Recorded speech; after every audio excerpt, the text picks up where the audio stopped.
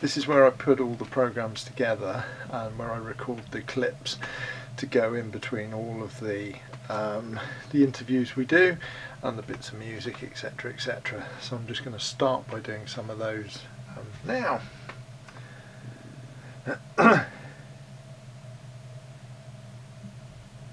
Hello and welcome to another edition of The Missing Link with me, Tony Nevin, a funny osteopath who treats people and all creatures great and small.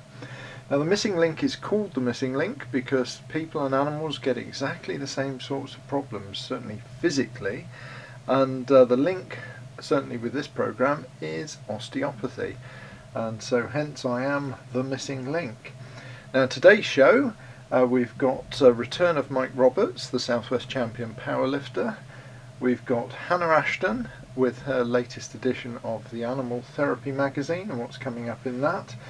And then we're going to sort of be saying hello and pretty much goodbye to Judy Maxwell, who is an equine vet who I've worked with for the past few years, and she's going on to pastures new, but we're going to be hopefully catching up with her from time to time while she's globetrotting.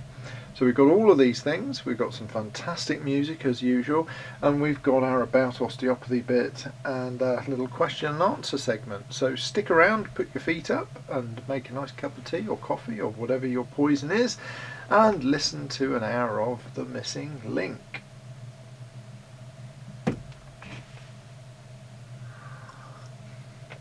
Cheers. And now it's time for our About Osteopathy section, and this week it's the examination of the patient.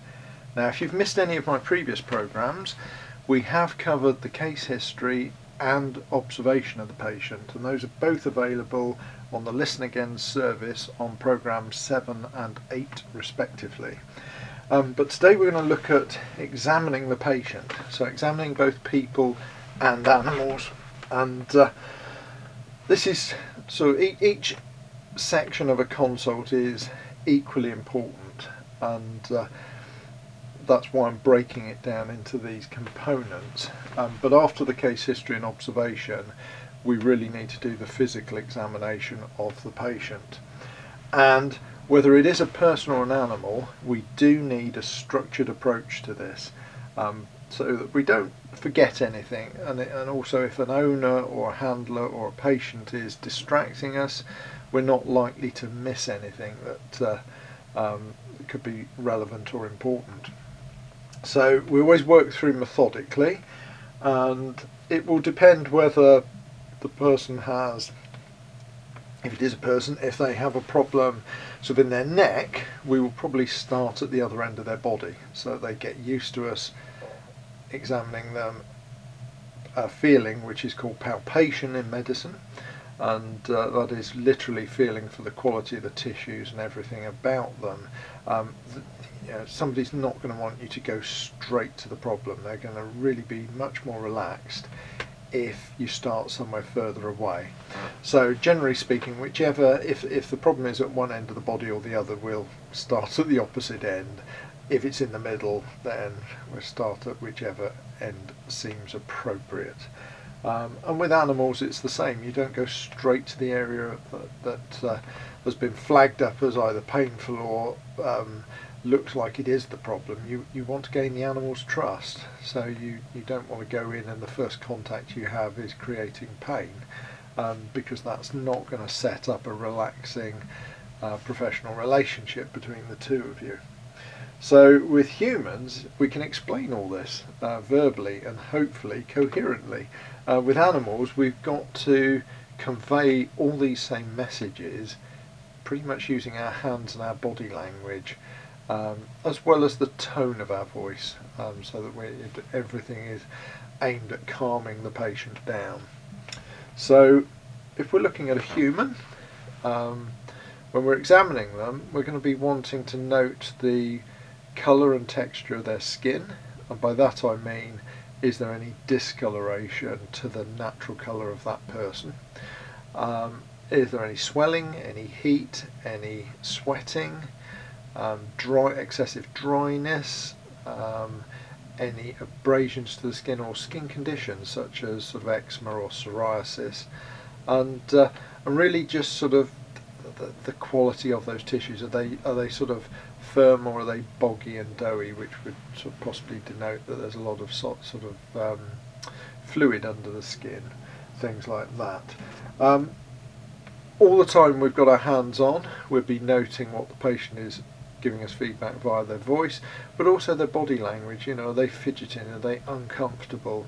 Are any of these symptoms, certainly if there's any sweating, is the sweating getting any worse whilst we're examining them? So is it more a case that they're nervous, or is the sweating a problem with their autonomic nervous system, for example?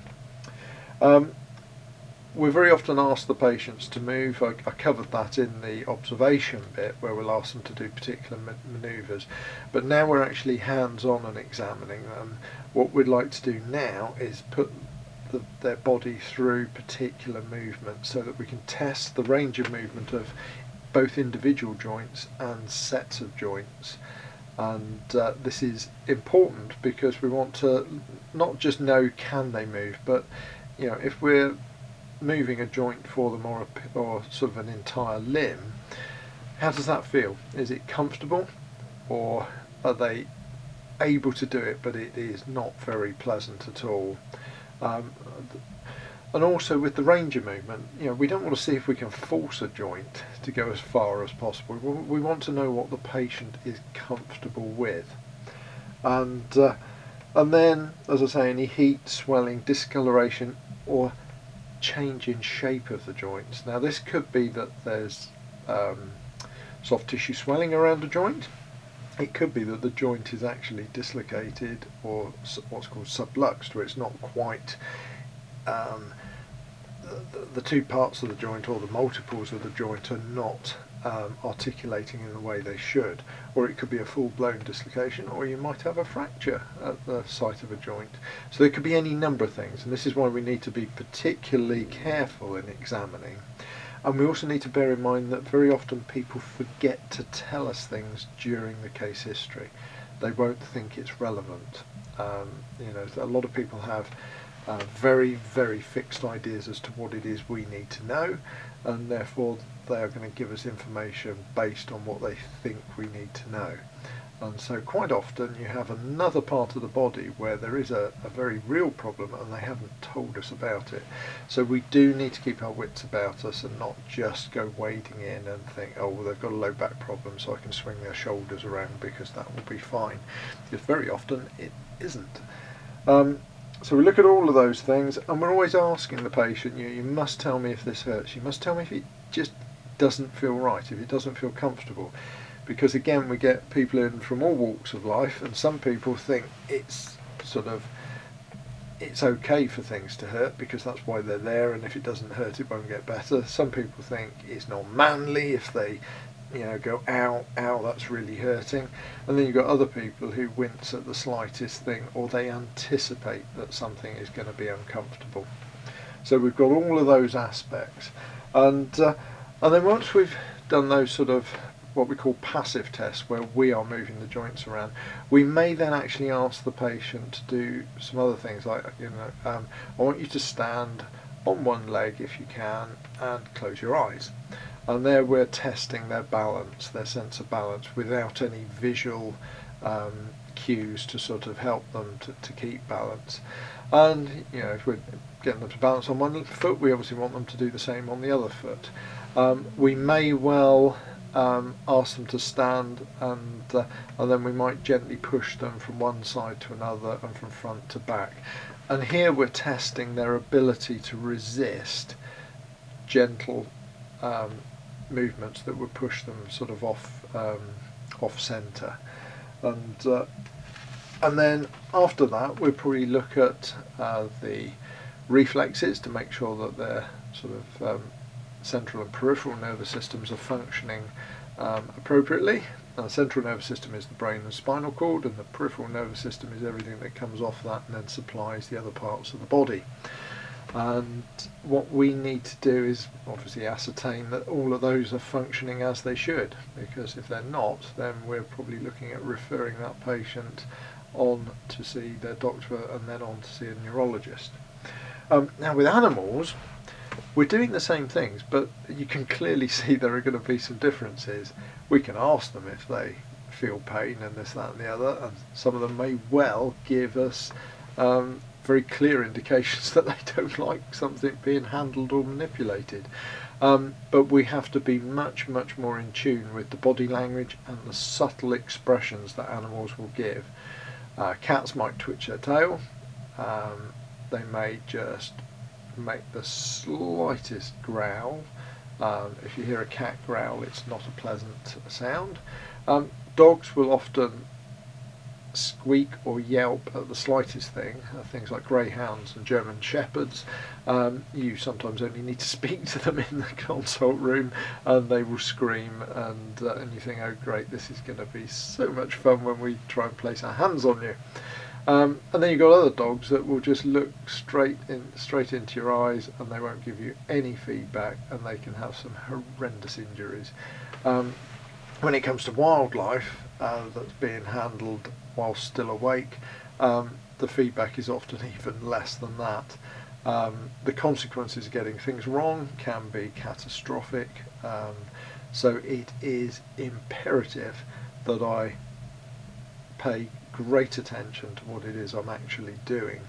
And so on the examination side with animals, we can do very similar things. We can gently move their limbs around, we can articulate their spine, and by that I mean we just get to feel what the joints are comfortable with, so we can introduce bending to the side and flexing and extending and things like that, and we can gently turn, if it's a dog or a cat or a horse, gently turn the head from one side to the other and things like that.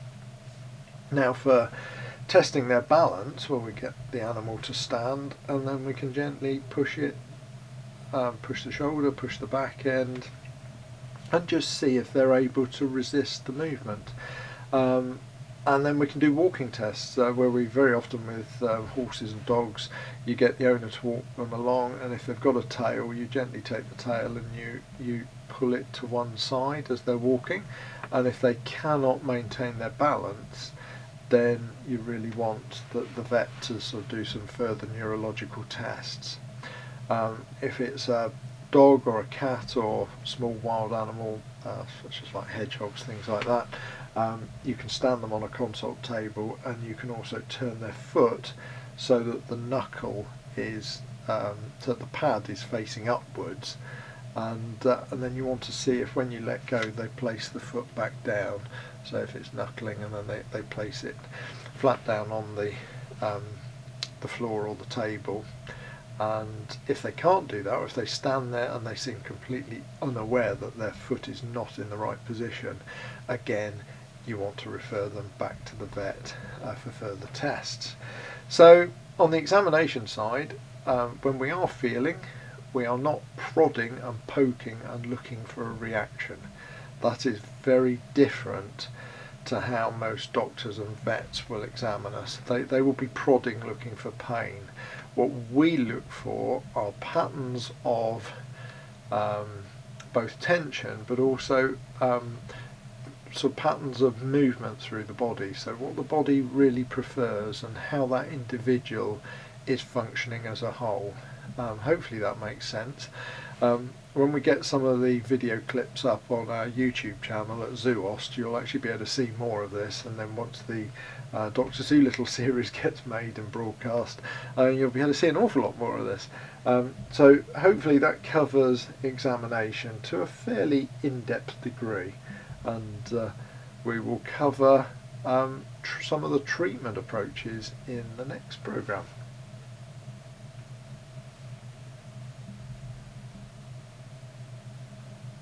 That's 12.5 minutes on how to examine a patient for radio. Obviously for television it's going to be slightly different. And now it's time for my first guest, and it's Mike Roberts, Southwest powerlifting champion, and I met up with Mike again at the clinic where I checked him over, and then we joined him down at the gym. And so you'll hear a series of segments down at the gym where I basically talk to him pretty much just before and straight after he's done some rather strenuous lifting of some very, very heavy weights. And you will appreciate that he can't always talk as clearly as one would normally expect somebody to. So here we are with Mike Roberts.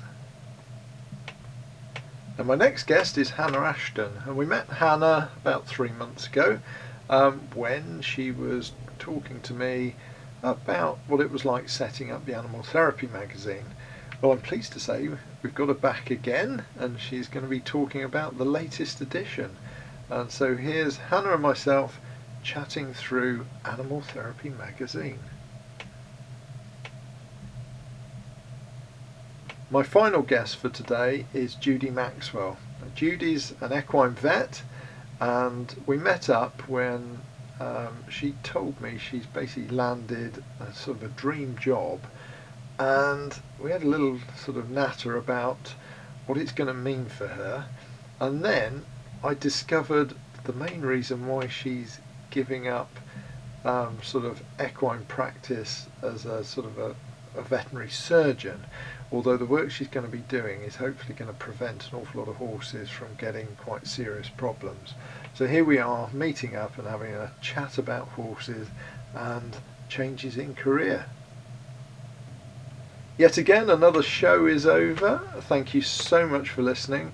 We really do appreciate all the support you're getting. Corinium Radio is growing as a station. It's been so supportive of all the work I'm doing. And don't forget, you can catch all of the shows of The Missing Link on their Listen Again service. You can also access it via my blog, which is on all of my websites, and I've got several. They are zoost.com, horseost.co.uk and tonynevinosteopaths.co.uk. And we've also got Facebook pages all under the same names, and we've got a YouTube channel now called Zoost. So if you go on that, you'll see some clips of some of the work I've been doing. At some stage you'll see the making of some of the radio programs as well. But do stay in touch. Don't forget to ask your questions. It's really, really important that you interact with the program. It's out there actually to be supportive and to sort of destroy some of the myths of osteopathy and some of the other manual therapies and to show that actually, although we take all these conditions seriously, you can also have a bit of a laugh as well. So take care, stay healthy and stay safe, and I'll catch you for the next program.